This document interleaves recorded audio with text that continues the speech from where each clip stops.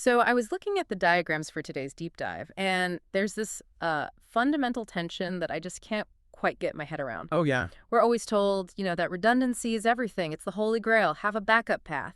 Have a spare cable, a plan B. Of course. It's Engineering 101. Eliminate any single point of failure. Exactly. But here's the paradox.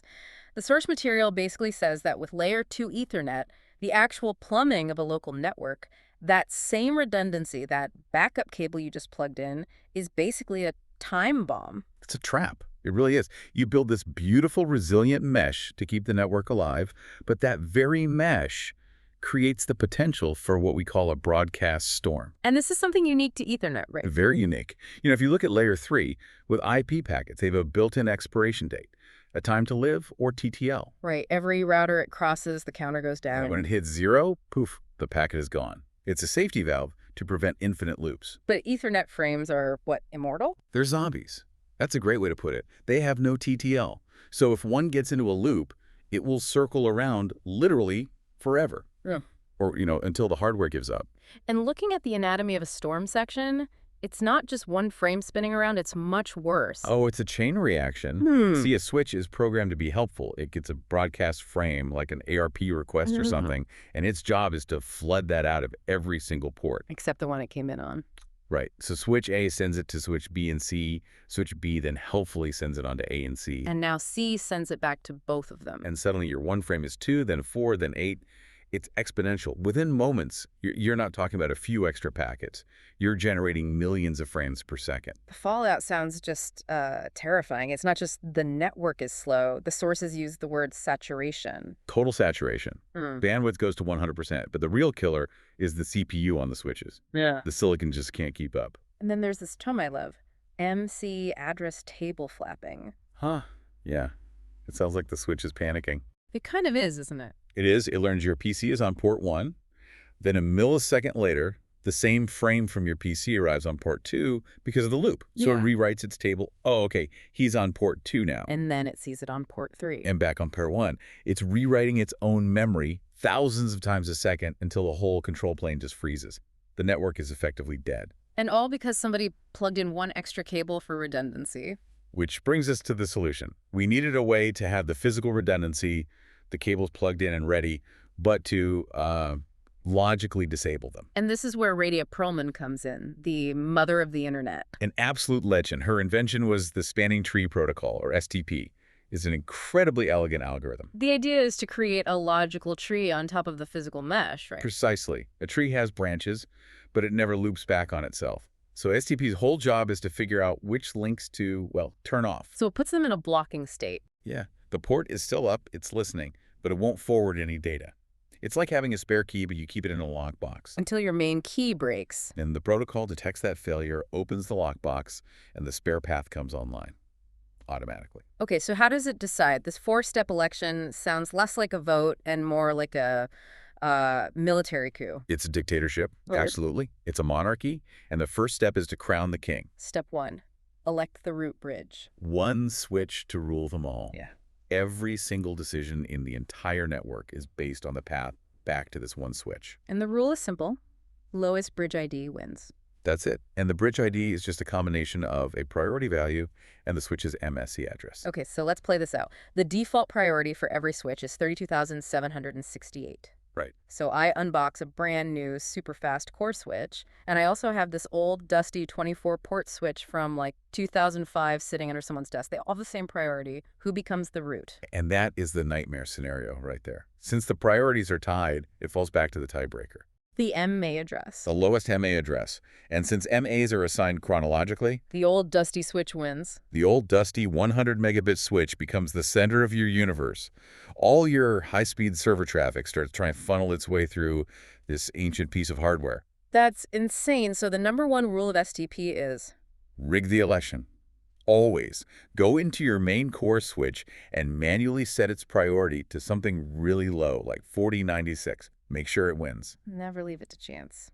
Okay, so we've crowned our king. Step 2 is electing root ports. This is where every other switch in the network has to find its single best path back to the root bridge. And best here means lowest cost. Yep.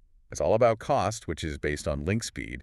The IE has a standard scale for this. Right, like a 10 gig link is a cost of 2, a 1 gig link is 4, and so on. And 100 meg is 19. So a switch just adds up the costs of the links along any given path. It's like finding the cheapest train ticket, not necessarily the one with the fewest stops. So the path with the lowest total cost wins, and that upstream-facing port becomes the root port. Exactly. Each non-root switch has exactly one of these.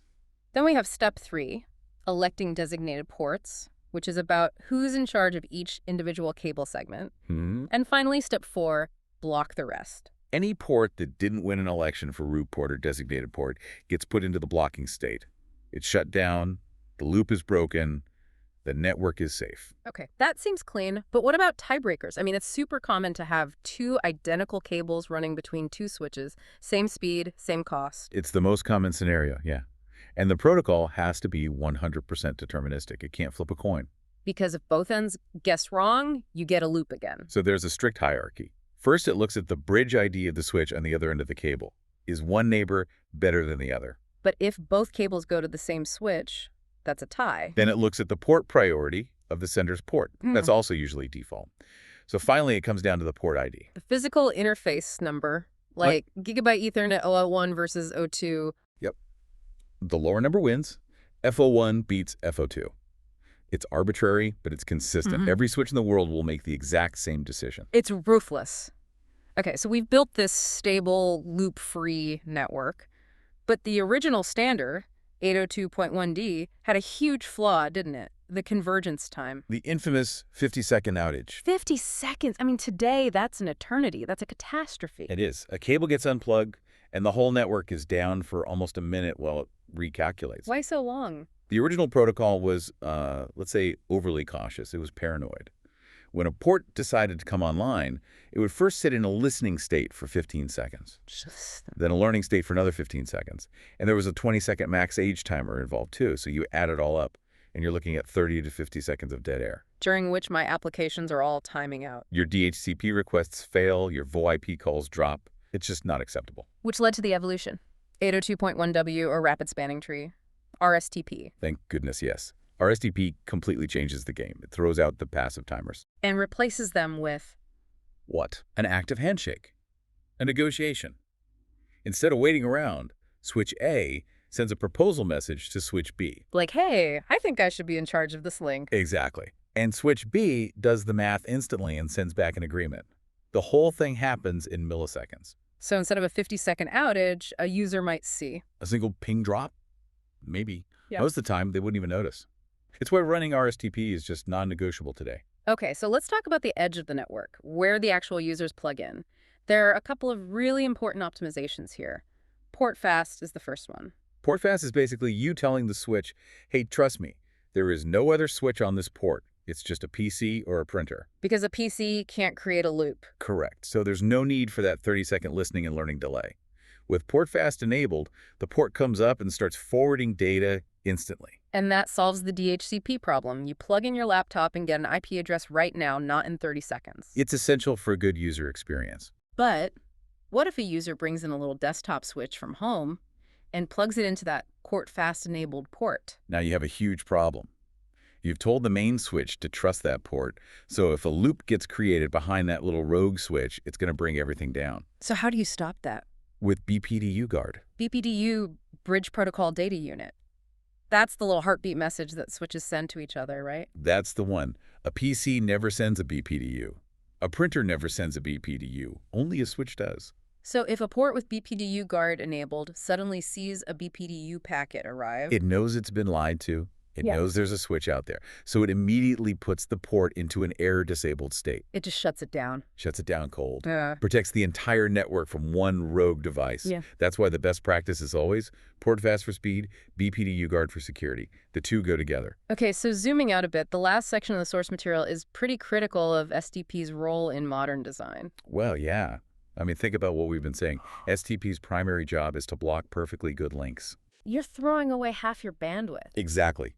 In a modern data center with massive amounts of server-to-server or east-west traffic, you simply cannot afford to have 50% of your expensive fiber links sitting idle. There are workarounds, like per-VLAN spanning tree, where you can make some VLANs use one link and other VLANs use the second link.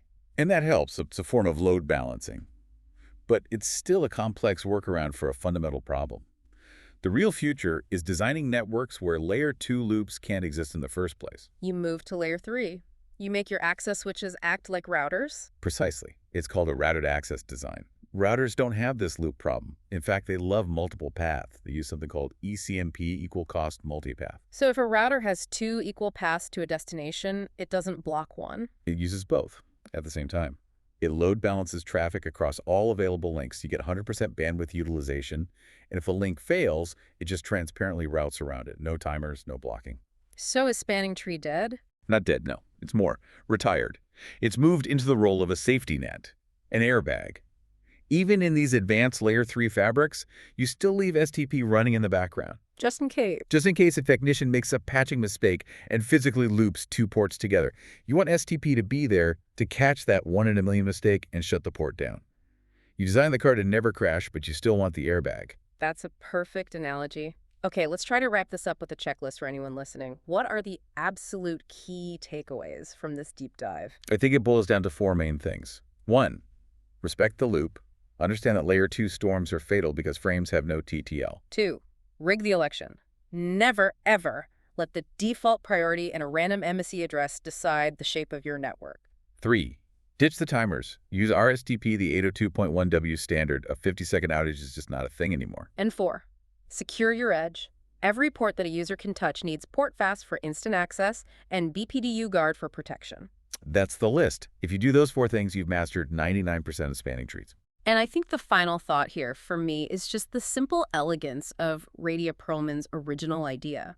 Solving this infinite chaos problem, not by adding something, but by taking something away. It's a beautiful concept, isn't it? That sometimes the most powerful action is deciding what not to use. That discipline creates order. And even as we build these complex new fabrics, understanding that basic tree logic is still so fundamental to how networks think. So next time you're in the office and you see that network cable, maybe you'll wonder if that port is secretly in a blocking state, just quietly saving the entire company. And you'll double check to make sure you didn't just create a loop yourself. Please do. Thanks again. This has been fantastic. We'll see you on the next one.